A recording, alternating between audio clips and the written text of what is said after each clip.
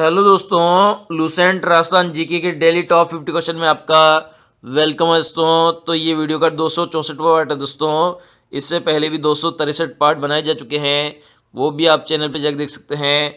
तो यहाँ डेली मिलने वाले आपको टॉप 50 क्वेश्चन मिलने वाले हैं, जो कि आने वाले राजस्थान के सभी परीक्षाओं के लिए काफ़ी उपयोगी साबित होने वाले हैं। तो सभी क्वेश्चन आपको रट लेना दोस्तों, बिल्कुल भी मिस नहीं करना है। इस वीडियो को पूरा वीडियो देखना है। तो शुरू करते हैं दोस्तों आज का वीडियो। क्वेश्चन है, कर्नल जेम्स टोड के अनुसार प्रतिहार किस जाति से संबंधित थे? तो इसका करेक्ट आंसर है ऑप्शन नंबर बी, शक जाति से संबंधित थे प्रतिहार कर्नल जेम्स टोड के अनुसार। नेक्स्ट है, गुर्जर जाति का वर्णन सर्वप्रथम किस अभिलेख में हुआ है? तो इसका करेक्ट आंसर है ऑप्शन नंबर डी, ऐहोल अभिलेख में हुआ है गुर्जर जाति का वर्णन। नेक्स्ट है, महिपाल प्रथम की जानकारी किस विदेशी विवरण में मिलती है? तो इसका करेक्ट आंसर है ऑप्शन नंबर सी, अलमसुद्दी में मिलती है महिपाल प्रथम की जानकारी। नेक्स्ट है, दम नाम चांदी के सिक्के किसने चलाए थे? तो इसका करेक्ट आंसर है ऑप्शन नंबर बी, मिहिर भोज ने चलाए थे दम नाम के चांदी के सिक्के। क्वेश्चन है, हेम्बरपाल कहा जाता है? तो इसका करेक्ट आंसर है ऑप्शन नंबर ए, महिपाल प्रथम को कहा जाता है। नेक्स्ट है, पृथ्वीराज रासो के अनुसार प्रतिहारों की उत्पत्ति हुई थी? तो इसका करेक्ट आंसर है ऑप्शन नंबर सी, आबू पर्वत के अग्निकुंड से हुई थी प्रतिहारों की उत्पत्ति। नेक्स्ट है, अधिकांश इतिहासकारों का मत है कि गुर्जर है। तो इसका करेक्ट आंसर है ऑप्शन नंबर बी, मूलतः भारतीय थे गुर्जर। नेक्स्ट है, महेंद्रपाल उत्तराधिकारी था? तो इसका करेक्ट आंसर है ऑप्शन नंबर बी, मिहिर भोज का उत्तराधिकारी था महेंद्रपाल। नेक्स्ट है, 730 से 760 का समय गुर्जर प्रतिहार वंश के राजा का था, उसका नाम था? तो इसका करेक्ट आंसर है ऑप्शन नंबर डी, नागभट्ट प्रथम का था 730 ईस्वी से लेकर 760 ईस्वी तक का समय। नेक्स्ट है, महिपाल प्रथम सिंहासन पर बैठा था लगभग? तो इसका करेक्ट आंसर है ऑप्शन नंबर ए, 913 ईस्वी के लगभग बैठा था सिंहासन पर महिपाल प्रथम। नेक्स्ट है, मिहिर भोज ने शासन किया था? तो इसका करेक्ट आंसर है ऑप्शन नंबर डी, 50 वर्षों तक शासन किया था मिहिर भोज ने। नेक्स्ट है, महेंद्रपाल का उत्तराधिकारी था? तो इसका करेक्ट आंसर है ऑप्शन नंबर सी, भोज द्वितीय था, जो कि महेंद्रपाल का उत्तराधिकारी था। नेक्स्ट है, गुर्जर प्रतिहारों का राष्ट्रकूटों से युद्ध हुआ था? तो इसका करेक्ट आंसर है ऑप्शन नंबर सी, 806 से 708 के बीच हुआ था गुर्जर प्रतिहारों का राष्ट्रकूटों से युद्ध। नेक्स्ट है, एक अभिलेख में नागभट्ट के एक सामंत शंकरगण का मुंगेर युद्ध में भाग लेने का वर्णन है, यह अभिलेख है? तो इसका करेक्ट आंसर है ऑप्शन नंबर ए, ये चाकसू का अभिलेख है। नेक्स्ट है, देवराज के बाद सिंहासन पर बैठा था? तो इसका करेक्ट आंसर है ऑप्शन नंबर बी, वत्स राज बैठा था सिंहासन पर देवराज के बाद में। नेक्स्ट है, किस संप्रदाय को राजपूत मुगल संयोग का अवसान काल कहते हैं? तो इसका करेक्ट आंसर है ऑप्शन नंबर ए, औरंगजेब के शासनकाल को कहते हैं। नेक्स्ट है, मुसाहिब क्या है? तो इसका करेक्ट आंसर है ऑप्शन नंबर बी, रियासत का जो प्रधानमंत्री होता है उसे मुसाहिब कहा जाता है। नेक्स्ट है, रुक्का क्या था? तो इसका करेक्ट आंसर है ऑप्शन नंबर डी, अधिकारियों के मध्य पत्र व्यवहार जो होता था उसे रुक्का कहते थे।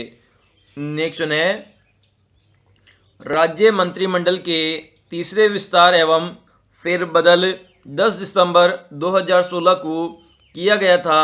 वर्तमान राज्य में संसदीय सचिवों की संख्या है। तो इसका करेक्ट आंसर है ऑप्शन नंबर सी 10 है संसदीय सचिवों की संख्या।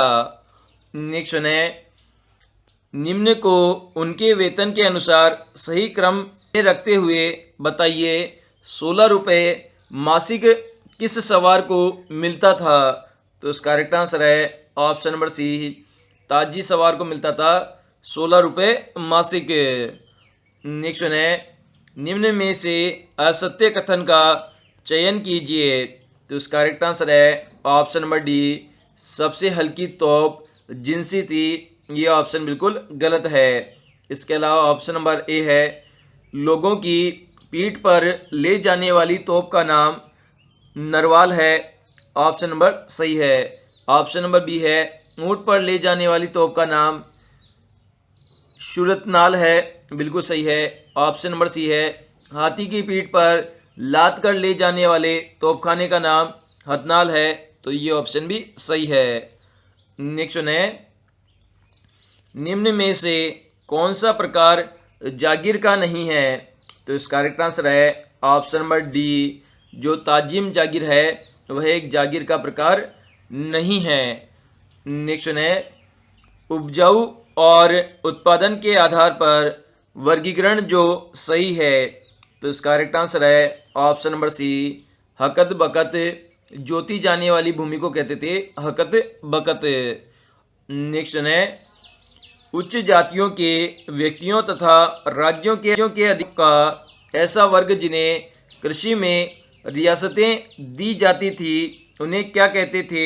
जो मध्यकालीन राजस्व प्रशासन की कौन सी व्यवस्था थी?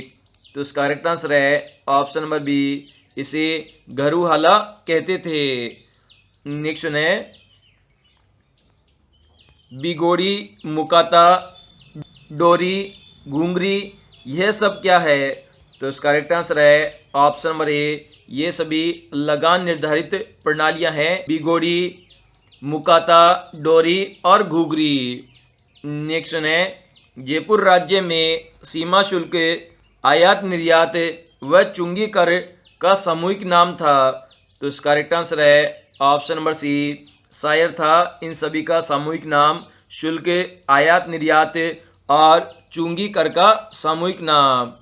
नेक्स्ट है, सिंगोटी क्या है? तो इसका करेक्ट है ऑप्शन नंबर ए मवेशियों के क्रय विक्रय के समय वसूल की जाने वाली लागत को कहते हैं सिंगोटी। नेक्स्ट है, चीरा नाम है। तो इसका करेक्ट आंसर है ऑप्शन नंबर ए तहसील प्रशासन का नाम है चीरा। नेक्स्ट है, एकमात्र रियासत उत्तराधिकारी शुल्क नहीं था। तो इसका करेक्ट आंसर है ऑप्शन नंबर बी जैसलमेर रियासत थी जहां पर उत्तराधिकारी शुल्क नहीं था। नेक्स्ट है, निम्नलिखित एक प्रचलित कहावत किस रियासत से संबंधित है?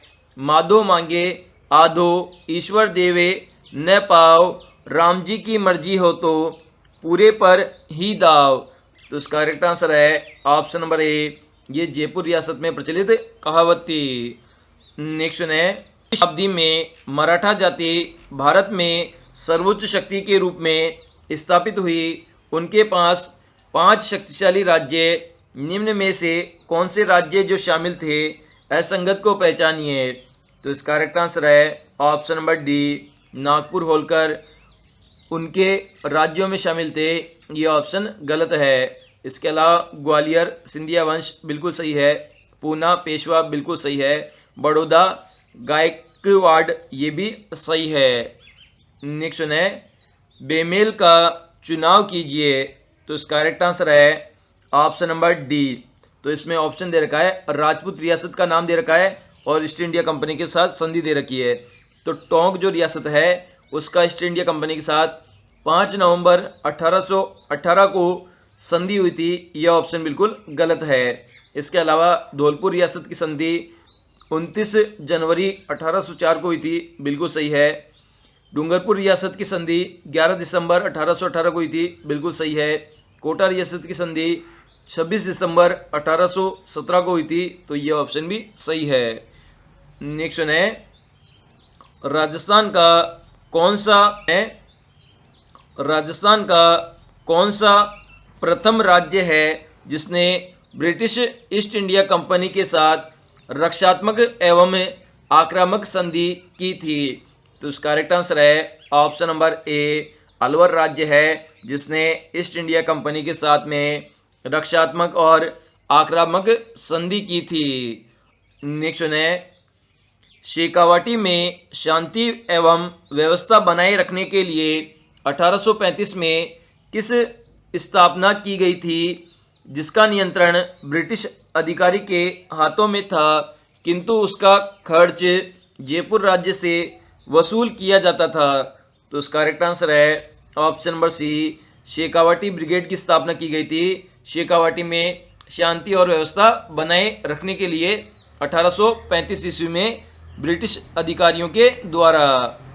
नेक्स्ट, जोधपुर में शांति एवं व्यवस्था को बनाए रखने के लिए किस बटालियन की स्थापना हुई थी? आंसर है ऑप्शन नंबर डी, उपरोक्त सभी की, मतलब छांग, कोट किराना, जोधपुर लीजियन, इन तीनों ही बटालियनों की स्थापना हुई थी जोधपुर में शांति और व्यवस्था बनाए रखने के लिए।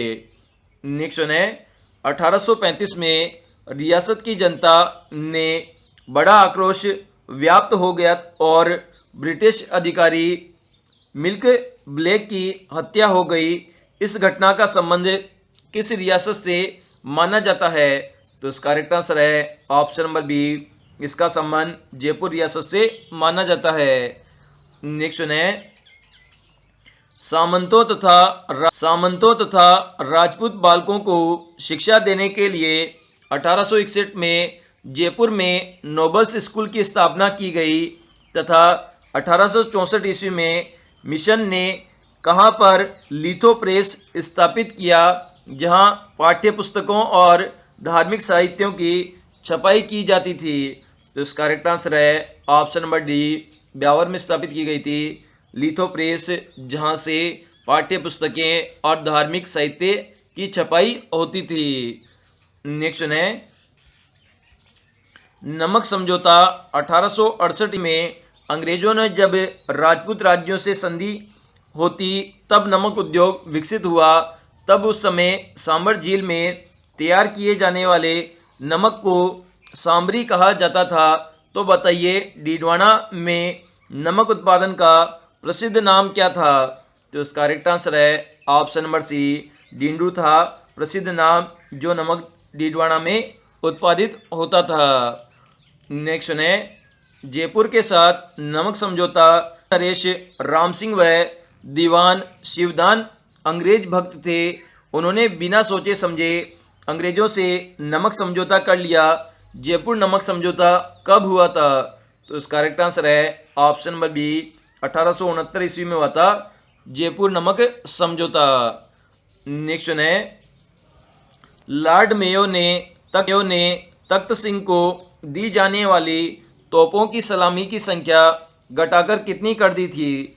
तो इसका करेक्ट आंसर है ऑप्शन नंबर डी, 15 कर दी थी तोपों की सलामी की संख्या जो कि तख्त सिंह को दी जाती थी। नेक्स्ट है 1 जनवरी 1877 को महारानी को चक्रवर्ती सम्राट के नाम से संबोधित किया उस कवि का नाम था? तो इसका करेक्ट आंसर है ऑप्शन नंबर बी, मुरारीदान कवि ने संबोधित किया था महारानी को चक्रवर्ती सम्राट के नाम से 1 जनवरी 1877 ईस्वी को। नेक्स्ट है राजस्थान के किस राज्य ने क्रांति के समय कोटा महाराव की सहायता की थी? तो इसका करेक्ट आंसर है ऑप्शन नंबर सी, करौली ने की थी। नेक्स्ट है महाराजा कर्ण सिंह का शासनकाल कब से कब तक रहा था? तो इसका करेक्ट आंसर है ऑप्शन नंबर सी, 1631 ईस्वी से लेकर 1669 ईस्वी तक रहा था महाराजा कर्ण सिंह का शासनकाल। नेक्स्ट है महाराजा अनूप सिंह का शासनकाल कब से कब तक रहा था? तो इसका करेक्ट ऑप्शन नंबर सी, 1669 ईस्वी से लेकर 1698 ईस्वी तक रहा था महाराजा अनूप सिंह का शासनकाल। नेक्स्ट है राव जयसिंह के पुत्र जिन्होंने गिरी सुमेल के युद्ध में किसकी सहायता की थी? तो इसका करेक्ट आंसर है ऑप्शन नंबर ब, शेरशाह सूरी की सहायता की थी। नेक्स्ट वन है, महाराजा राय सिंह की मृत्यु कब और कहाँ हुई थी? तो इसका करेक्ट आंसर है ऑप्शन नंबर स, 1612 ईस्वी के अंदर बुरहानपुर में हुई थी महाराजा राय सिंह की मृत्यु। नेक्स्ट है, सुर सिंह का देहावसान के बाद बीकानेर के सिंहासन पर ऑप्शन नंबर द, महाराजा कर्ण सिंह बैठे थे बीकानेर के सिंहासन पर सुर सिंह के देहावसान के बाद में।